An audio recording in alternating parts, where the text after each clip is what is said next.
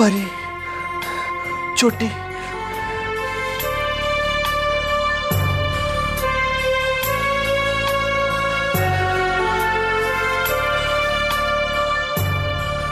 अनुराधा, मैंने तुम्हारे प्यार को नहीं चुराया, वो तो यूं ही मेरे आंचल में आ गिरा। मुझ में इतनी हिम्मत नहीं कि मैं इस प्यार को ठुकरा सकूं। मुझे माफ कर देना मेरी बहन। परी, 28-12 हो, मैं हम कहाँ रहनी?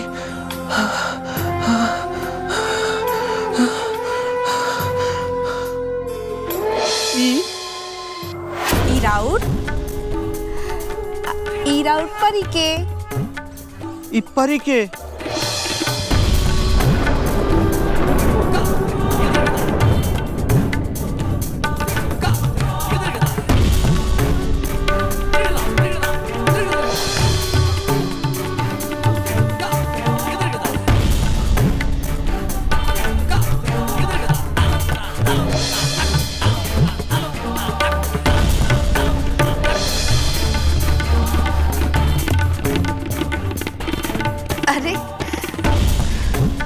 का बात बा? आज बहुत प्यारा बता। हम बहुत प्यार करें नी।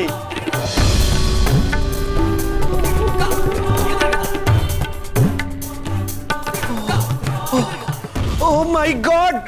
ओह बाबूजी, बाबूजी, बाबूजी, बाबूजी, बाबूजी, बाबूजी, बाबूजी, बाबूजी। मलिकार, विकी बबुआ बेर बेर कुछ जाने के खोजे कोशिश कर रहा बड़ा।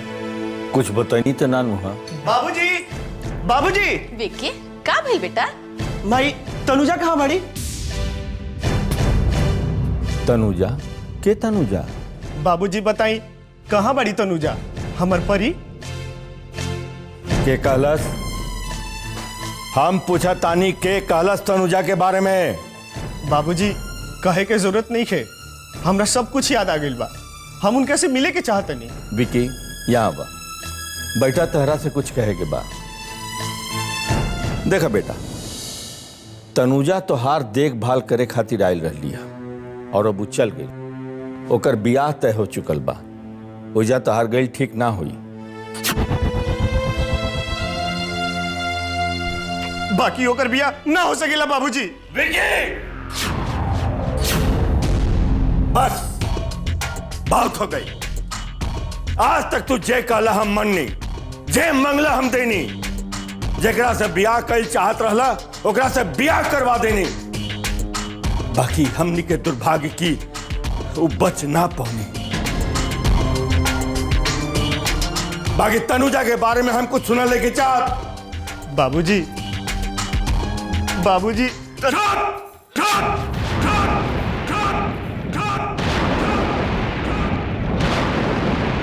एकदम चुप।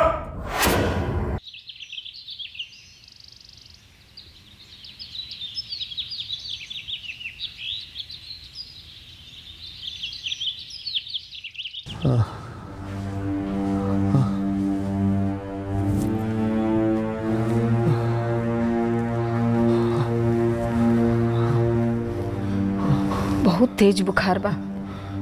जाई ना जी, मोड़ पर मधुसूदन डॉक्टर बैठल हुई हैं, जाके देखा आई ना। ना, अब कुछ अच्छा नहीं लागत। अब ऐसे ही में अगर मौत आ जाए तो कितना अच्छा हुई।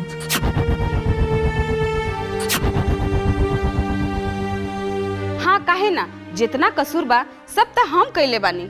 ऐसे हमरा भुगते के पड़ी। 100 साल जिए के पड़ी और 100 साल एड़ी रगड़ रगड़ के हमरा मरे के पड़ी। बाबूजी, बाबूजी, महादेव चाचा आइल बाड़न। अरे तो उनका के भीतर बुलावा ना। आई ना चाचा जी। हाँ। आई आई महादेव बाबू आई। नमस्ते वर्मा। बच्चे बच्चे सुनले बानी कि रुआ के बुखार बा। अरे अब छोड़ी ये सब बात। अरे अब तो चला चली के बेला। ए यार, इतना जल्दी के जाए दी रुआ के? अब है तो बहुत कुछ करे के बा, बेटी भी है के बा।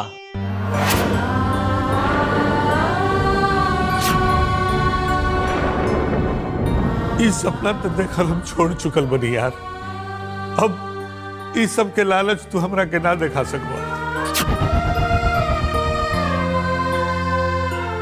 खैर जाए दो इस सब बात। तू ही बतावा कि तहार मकान के खरीदार मिल गई, कहा तू हमनी के छोड़ के जा रहा बड़ा। लगातार रहुआ हमसे बहुत नाराज बानी, बाकी अपना बहू के बिना हम कैसे जाए? हाँ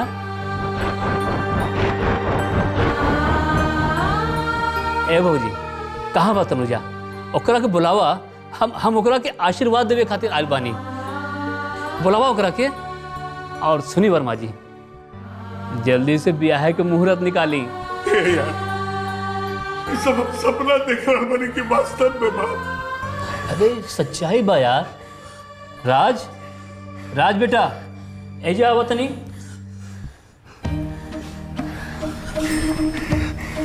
झुक झुक जिया बेटा। खुश रहा बेटा, खुश रहा। बेटा का तनुजा के अपनावे खातिर तो सचमुच तैयार हो गईला। हाँ ए भौजी, एमा पूछे वाला कौन सा बात बा? आज जाए जल्दी से घर से 11 रुपया लेके आए और 6 के लिए अपना दामाद के 1 रुपया में चल जाए। हाँ अभी जाता नहीं। झुक झुक जिया बेटा, झुक झुक जिया।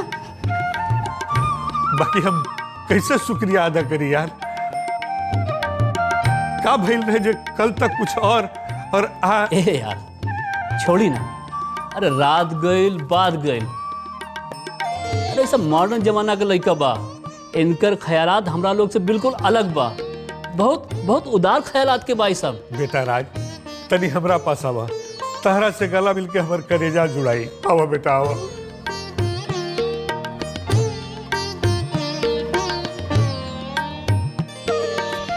अरे चाचा जी, रउआ के तो बहुत तेज बुखार बा। बाकी अब सब ठीक हो जाए।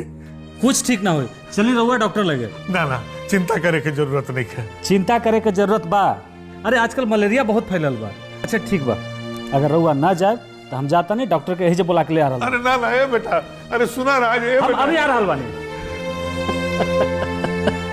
अब ठीक बा, रउआ खातिर ऐसन दामाद ही चाहिए। अरे वो हमर दामाद कहाँ बा, तो हमार बेटा है बेटा। ना भाई ना, ये ना हो सकेला। तू काहे ना समझ पा रहल बाड़ू कि राज बाबू अपना मर्जी से ना, बल्कि चाचा जी के कहला पर ही ब्याह करे खातिर तैयार भइल बाड़। कारण जे कुछ भी होके हम कुछ नहीं जाने चाहत। तू उठा और तैयार हो जा। महादेव भैया अभी आवतारे मंगनी करे खातिर। ना भाई ना, तू हमार जान लेला, बाकी ब्याह करे खातिर मत कहा।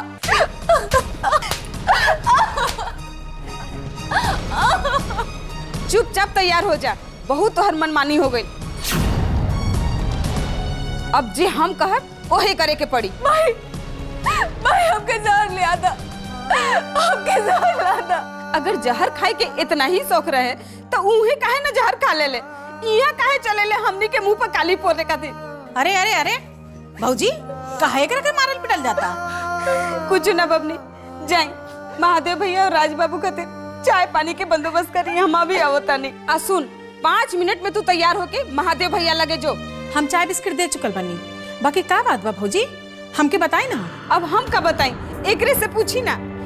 महादेव भैया चाहता नहीं कि आज छेका कर दिहल जाओ। छेका?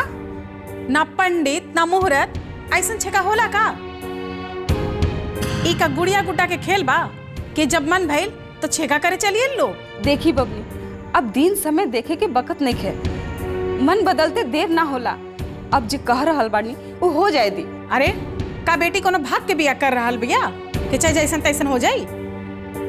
ठीक बा, अब एकर बाबूजी और महादेव भैया जे कुछ चाहिए ना वही होई।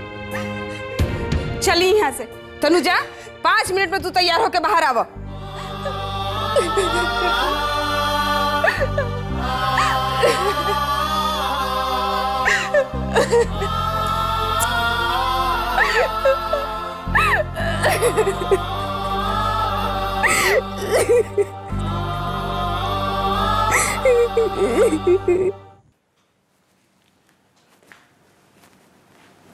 जी प्रणाम ठाकुर साहब।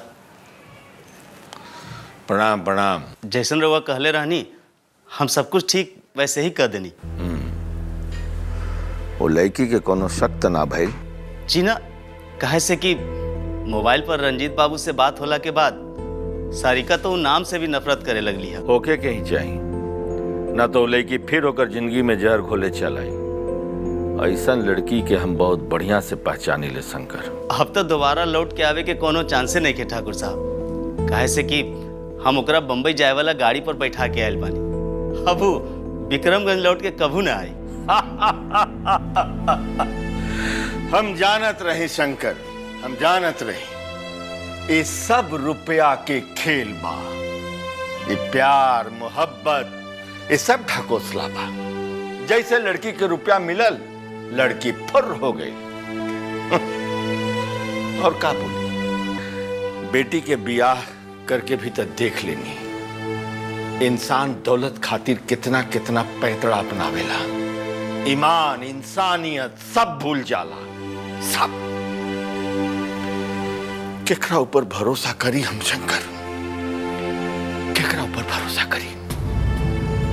केहू एगो लाचार लड़की के मोहरा बनावेला और केहू मानसिक विक्षिप्त इंसान के।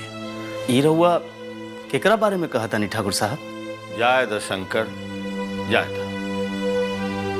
बाकी एक बात तो तय बा कि अब हम अपना इज्जत और जज्बात से केहू के खेले के मौका ना दे ना। अच्छा, हम चलता नहीं ठाकुर साहब, प्रणाम। ठीक बा, हम आराम कल चाहता नहीं। जी। अरे विकी, का बात बा? केकरा बारे में बात कर रहल बानी बाबूजी? उ लड़की कौन बिया? वो हम बाद में बात करब। बाबूजी, रउआ तनुजा के गलत समझ रहल बानी। उ अच्छा लड़की बिया। उ दिन उ हमरा से मिलल रहे अस्पताल में, उ हमरा से कुछ कहे के चाहत रहे, लेकिन हम ओकरा के पहचान ना पैनी। लेकिन आज लागता कि विकी, तनुजा ई घर में मुलाजिम बन के आयल रही है, ओकर काम खत्म हो गई और वो चल गई। वो दूसर के अमानत रहली है, ओकरा ओकर जिंदगी जिए था। और एक बात और कान खोल के सुन ला, दोबारा हम ई मामला में कुछ सुनल नहीं चाहत। का भइल? माई रउआ बाबूजी के समझाई ना। हम तनुजा से एक बार मिले के चाहतनी।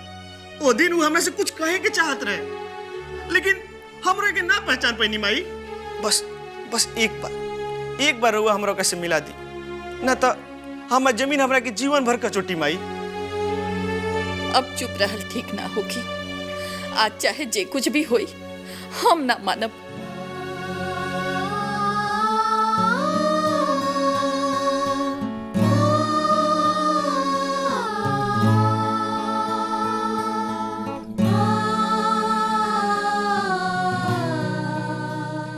तनी आराम करी, हम अभी दवा भेज देता नहीं। बाबूजी, हम दवाई लेके आवता नहीं। ए मास्टर जी, डॉक्टर जैसन जैसन हिदायत देले बाड़न वैसे ही सब करे पड़ी, ना तो ब्याह के पहले ठीक ना हो पाए, ये हम कह देता नहीं। अब रहुआ डांटे लगनी हमरा के। अरे हम तो कहिए चुकल बनी कि हम समय पर दवाई खा ले। अच्छा ठीक बा, अब चलिए सोच जाई। अरे आज छोड़ दे। ए तन्नू के माई, अरे इतना देर काहे होता? अनुजा। जी बाबूजी। अरे तहर माई कहाँ बाड़ी? तनी दीदियों के बोले ले आओ। जी जाता नहीं। अरे ठीक बा, हमरा के कोनो जल्दी नहीं खे। आओ बेटी, आओ। अरे खुश रहा बेटी, खुश रहा। तनुजा बेटी, ई कंगन राज के माई अपना बहू खातिर राख करके गैल बिया। बेटी वो रहती ना तो खुदे पहना देती। ला बेटी।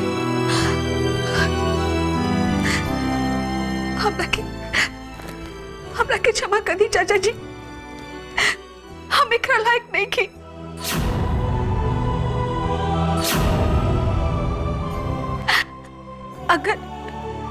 अगर वो हमारे बाबूजी के मदद करे के चाहता नहीं और अपन दोस्ती के बरकरार रखे के चाहता नहीं, तो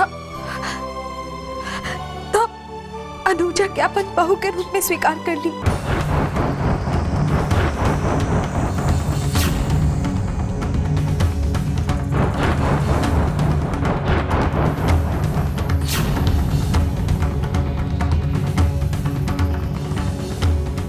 तनुजा तनुजा तोर दिमाग खराब हो गई बा।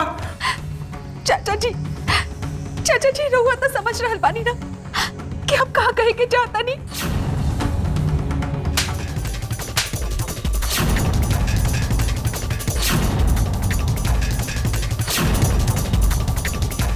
ई तमाचा तहरा गाल पर हमरा बहुत पहले मारे के चाहता है। हम ही तहरा लाड़ प्यार देके अपन कपार पर बैठा ले रही। अब बहुत हो चुकल, अब ना होई बर्दाश्त। बस मास्टर जी बस, बचपन के खिलाफ जाके कुछ भी करल ठीक नहीं खे। तनुजा बेटी ब्याह ना करे चाहत तो ओकरा पे दबाव डालल ठीक नहीं खे। रहल बात राज और अनुजा के ब्याह के, तो ये फैसला तो राज और अनुजा के करे के बा कि ब्याह करे के चाही कि ना। ना, ये हमार जिंदगी है और एकरा साथ खेले के अधिकार हम केहू के ना दिले बानी। अगर तनुजा हमरा से शादी ना करे के चाहताड़ी तो कोनो बात नहीं खे। चली बाबूजी। बेटा मत बात सुनी। देखी बाबूजी, अब रहुआ के हमरा खातिर और ज्यादा अपमान सहे की जरूरत नहीं है। चली यहाँ से प्लीज। बेटा बात सुनी।